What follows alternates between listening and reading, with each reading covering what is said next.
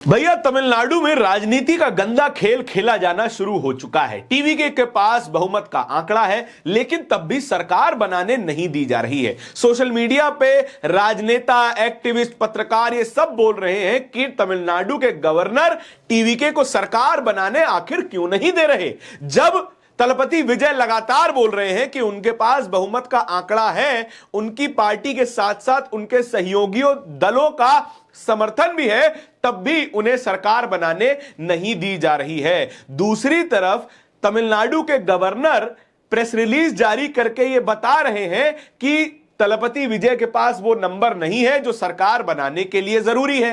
लेकिन सवाल यह पैदा होता है कि क्या सरकारें गवर्नर हाउस में बनाई जाती हैं या फिर असेंबली के फ्लोर पर बनाई जाती हैं?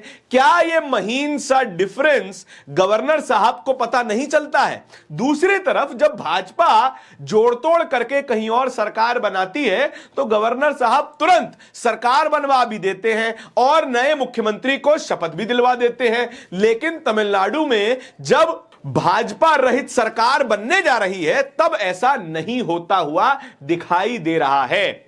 तो देखिए, तमिलनाडु में चुनाव के नतीजे आए तो पता चला कि डीएमके और एआईडीएमके दोनों को ही बहुमत नहीं मिला है। ये वो दो पार्टियां हैं जो पिछले 5 दशकों से तमिलनाडु की राजनीति में वर्चस्व बनाए बैठी थी। सरकार कहीं ना कहीं इन्हीं दो पार्टियों के बीच में अदलती बदलती रहती थी। लेकिन तलपति विजय 18 महीने पहले आए, पार्टी बनाई, चुनाव लड़ा और 108 सीटें ले आए। लेकिन अभी भी बहुमत के आंकड़े से तलपति विजय 10 सीट पीछे थे। उन्होंने फिर अपने सहयोगियों से संपर्क करना शुरू किया। सबसे पहले कांग्रेस पार्टी ने अपने 5 विधायकों के साथ समर्थन भी दे दिया और उसके बाद अलग अलग छोटी पार्टियों ने भी समर्थन दिया और बहुमत का आंकड़ा फिलहाल के लिए 118 है और तलपति विजय के पास जो आंकड़ा इस वक्त मौजूद है अपनी पार्टी और अपनी सहयोगी पार्टियों को मिला करके वो 121 का बताया जा रहा है। लेकिन तब भी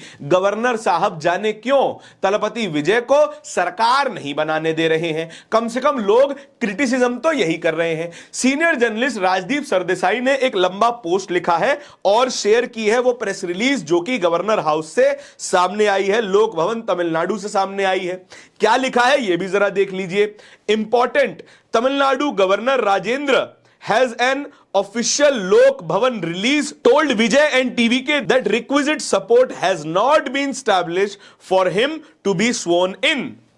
यानी कि वो बता रहे हैं कि टीवीके और विजय के पास वो जरूरी नंबर नहीं है जिससे वे शपथ ले सकते हैं। One thing is clear, majority can not be decided in लोक भवन but on the floor of assembly। So why governor is keeping Vijay waiting when no one else is stacking a claim? साफ लिख रहे हैं कि जो बहुमत साबित करने का पैमाना है वो राजभवन में तय नहीं होगा, वो गवर्नर हाउस में तय नहीं होगा, वो असेंबली में तय किया जाएगा। असेंबली में विधायक दल का नेता चुना जाएगा, ना कि गवर्नर हाउस में। Governor is meant to ensure government are formed, not block their formation after an election। Governor का पद एक राज्य में सरकार को बनाने के लिए होता है। गवर्नर मुख्यमंत्री को शपथ दिलाने के लिए होते हैं और बहुमत के साक्ष्य बनने के लिए होते हैं, ना कि सरकार को बनने से रोकने के लिए होते हैं। और जो प्रेस रिलीज सामने आई है वो भी आप देख लीजिए। Thiru Rajendra Vishwanathan, honourable governor of Tamil Nadu has invited C. Joseph Vijay, President of Tamilak Vetri Kadgam, today 7th May 2026 in Lok Bhavan, Chennai। During the meeting, the Honorable Governor explained that requisite majority support in the Tamil Nadu Legislative Assembly essential to form government has not been established। लेकिन विजय लगातार ये बात कह रहे हैं कि हमारे पास वो नंबर है, लेकिन वो नंबर न जाने क्यों गवर्नर साहब को दिखाई नहीं दे रहा है। एएनआई ने भी आज एक खबर चलाई। एएनआई ने साफ तौर पे विजय के घर से निकलती हुई गाड़ी दिखाई जिसमें विजय थे। वो राजभवन जा रहे थे, गवर्नर हाउस जा रहे थे। इसके ऊपर प्रकाश राज ने क्या ट्वीट किया है यह भी देखिएगा। This governors behaviour is disgusting, unacceptable and unconstitutional. We may have differences, but Vijay has got the mandate. He should be allowed to claim his right on the floor of the house.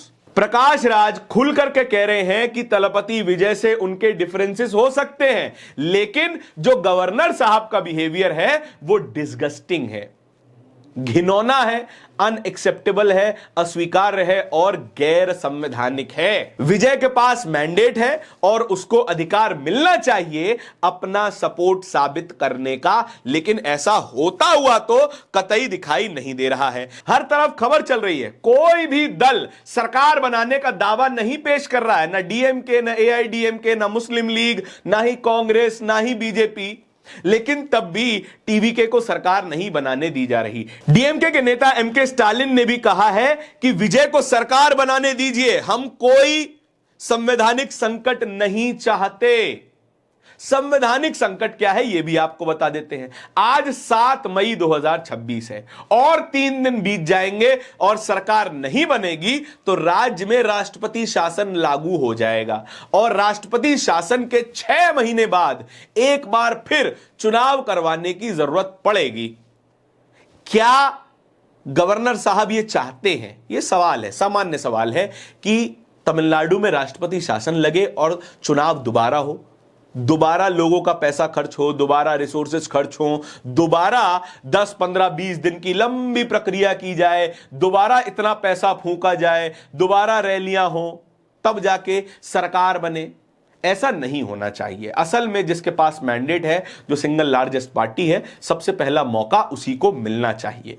आप अगर देखना चाहें महाराष्ट्र में जब सरकार अदलती है बदलती है, जब एनसीपी टूटती है, शिवसेना टूटती है, तो गवर्नर साहब, वहां के गवर्नर साहब भारतीय जनता पार्टी को अपना बहुमत साबित करने का सबसे पहला मौका दे देते हैं और जल्द से जल्द सरकार बन जाती है। बिहार में देख लीजिए, जैसे ही नीतीश कुमार अपना महागठबंधन छोड़ करके एनडीए में शामिल होते हैं तो फिर तुरंत उन्हें शपथ लेने के लिए बुला लिया जाता है। वहां के गवर्नर भी बहुत जल्दी करते हैं। मध्य प्रदेश में भी जब सरकार कांग्रेस के विधायक तोड़ करके बीजेपी में चले जाते हैं तब भी बहुत जल्दी सीएम को शपथ दिलवा दी जाती है।